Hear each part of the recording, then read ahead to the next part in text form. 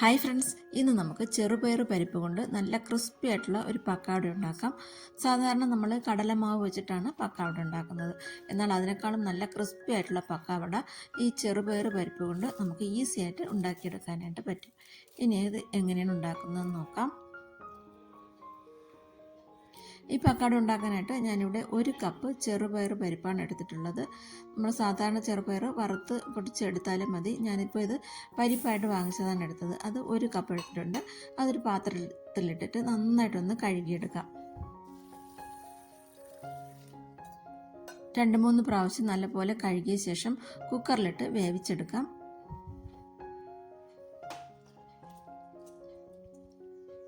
പരിപ്പിട്ട ശേഷം അതിലേക്ക് വെള്ളം ഒഴിച്ചു കൊടുക്കാം. വേവിക്കാൻ ആവശ്യത്തിന് വെള്ളം ഒഴിക്കണം. അതൊരു പരിപ്പൊന്ന് മുങ്ങിക്കിടക്കാൻ ആവശ്യത്തിന്, നന്നായിട്ടൊന്ന് മുങ്ങിക്കിടക്കാൻ ആവശ്യത്തിന് വെള്ളം ഒഴിച്ചിട്ട് കുക്കർ അടച്ച് ഒരു 2 വിസിൽ കേൾക്കുന്നത് വരെ വേവിച്ചെടുക്കാം. 2 വിസിലാകുമ്പോൾ തന്നെ ഈ പരിപ്പ് നല്ലപോലെ വെന്ത് കിട്ടും. 2 വിസിലായപ്പോൾ ഞാൻ കുക്കർ ഓഫ് ചെയ്തിട്ട് അതിൻ്റെ ആവിയെല്ലാം പോയ ശേഷം തുറന്നപ്പോൾ നന്നായിട്ട് തന്നെ പരിപ്പ് വെന്തിട്ടുണ്ട്. ഇതുപോലെ നല്ല സോഫ്റ്റായിട്ട് വെന്ത് കിട്ടണം. ഇനി ഇത് തണുത്ത ശേഷം മിക്സിയുടെ ജാറിലിട്ടിട്ട് നന്നായിട്ട് അരച്ചെടുക്കാം.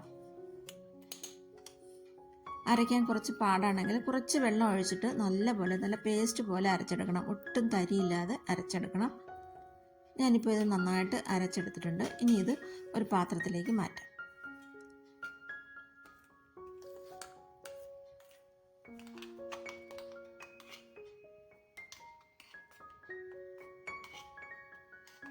അതിനുശേഷം മുഴുവൻ പരിപ്പും ഇതുപോലെ 2 പ്രാവശ്യമായിട്ട് ഞാൻ അരച്ചെടുത്തിട്ടുണ്ട്. അതെല്ലാം ഈ പാത്രത്തിലേക്ക് ഇട്ടിട്ടുണ്ട്. നല്ല സോഫ്റ്റായിട്ട് നല്ല ക്രീമി ആയിട്ട് അരച്ചെടുക്കണം.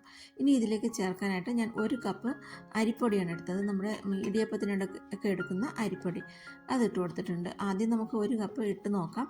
അതിലേക്ക് മുളക് പൊടി ചേർക്കണം. ഒരു 3 ടീസ്പൂൺ മുളക് പൊടിയാണ് ചേർക്കുന്നത്. കുറച്ചുകൂടി നല്ല എരിവ് പക്കാവടയ്ക്ക് വേണമെങ്കിൽ കുറച്ചുകൂടി മുളക് പൊടി ചേർത്ത് കൊടുക്കണം. ഞാനിപ്പോൾ ഇതിലേക്ക് 1/2 ടീസ്പൂൺ കായത്തിൻ്റെ പൊടിയും കൂടെ എടുക്കുന്നുണ്ട്. കായത്തിൻ്റെ പൊടി ഒന്ന് അരിച്ചാണ് ഇട്ട് കൊടുക്കുന്നത്. മുളക് പൊടിയും തരി ഉണ്ടെങ്കിൽ അരിച്ചെടുക്കണം. പിന്നെ ഒരു 3/4 ടീസ്പൂൺ പെരിഞ്ജീരകത്തിൻ്റെ പൊടിയും കൂടെ ചേർത്ത് കൊടുക്കുന്നുണ്ട്. അതും ഒന്ന് അരിച്ച് ചേർത്ത് കൊടുക്കാം. 1 ടീസ്പൂൺ പെരിഞ്ജീരകത്തിൻ്റെ പൊടി എടുത്തപ്പോൾ ഇത്രയും തരി ഉണ്ടായിരുന്നു, അത് മാറ്റി വയ്ക്കാം. ഇനി ഒരു 3/4 ടീസ്പൂൺ ഉപ്പും കൂടെ ചേർത്തിട്ട് ഒന്ന് കുഴച്ച് നോക്കാം. വേണമെങ്കിൽ കുറച്ച് കുരുമുളക് പൊടിയും കൂടി ചേർത്ത് കൊടുക്കണം. പിന്നെ ഒരു 1/2 ടീസ്പൂൺ അളവിൽ ബട്ടറും കൂടെ ചേർത്തിട്ട് നല്ലപോലെ തന്നെ കുഴച്ചെടുക്കാം. കൈവച്ച് നല്ലപോലെ കുഴച്ചെടുക്കാം. കുഴയ്ക്കുമ്പോൾ മാവ് ലൂസായിട്ട് ഇരിക്കുകയാണെങ്കിൽ കുറച്ചുകൂടെ അരിപ്പൊടി ചേർത്ത് കൊടുക്കാം. ഇതിപ്പോൾ മാവ് കുറച്ച് ലൂസായിട്ടാണ് ഇരിക്കുന്നത്. ഞാനിതിലേക്ക് 1 കപ്പ് മാവ് കുറേശ്ശെയായിട്ട് ആദ്യം 1/2 കപ്പ് ചേർത്തിട്ട് പിന്നെ 1/2 കപ്പും കൂടെ ചേർത്ത് 1 കപ്പ് മാവും കൂടെ ചേർത്തിട്ടുണ്ട്. നല്ല കട്ടിയായിട്ട് വേണം കുഴച്ചെടുക്കാനായിട്ട്. നമ്മൾ ചപ്പാത്തിക്കൊക്കെ മാവ് കുഴയ്ക്കുന്നതിനേക്കാളും കുറച്ചുകൂടെ കട്ടിയായിട്ട് വേണം ഈ ഒരു പക്കാവടയ്ക്ക് മാവ് കുഴച്ചെടുക്കാൻ. ഈ ഒരു പരുവത്തിൽ മാവ് കുഴച്ചെടുത്തിട്ടുണ്ട്.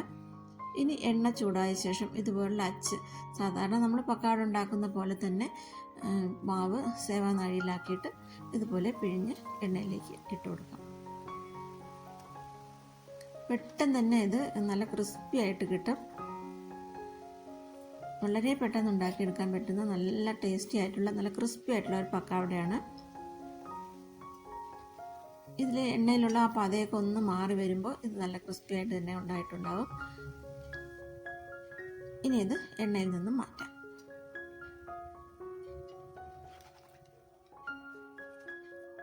അപ്പോൾ നമ്മുടെ ചെറുപയർ പരിപ്പ് കൊണ്ടുള്ള പക്കാവട ഇവിടെ റെഡി ആയിട്ടുണ്ട്.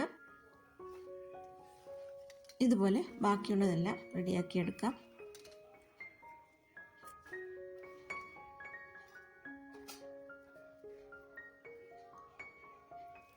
അടുത്തത് ഇതുപോലെ പിഴിഞ്ഞൊഴിച്ച് കൊടുക്കാം.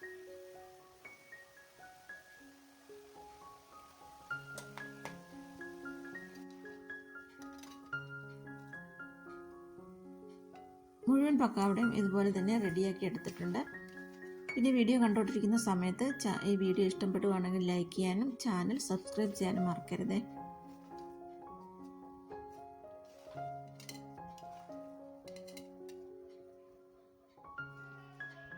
ഇനി ഈ പക്കാവട ഞാനൊന്ന് പൊട്ടിച്ച് കാണിച്ചു തരാം. നല്ല ക്രിസ്പി ആയിട്ടാണ് ഇരിക്കുന്നത്.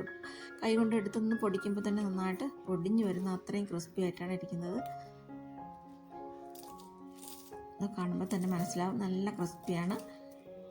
ഇതുപോലെ പക്കാവട ഉണ്ടാക്കിയിട്ടില്ലാത്തവർ ഒരു പ്രാവശ്യമെങ്കിലും ഇതുപോലെ ഒന്ന് ചെയ്ത് നോക്കും.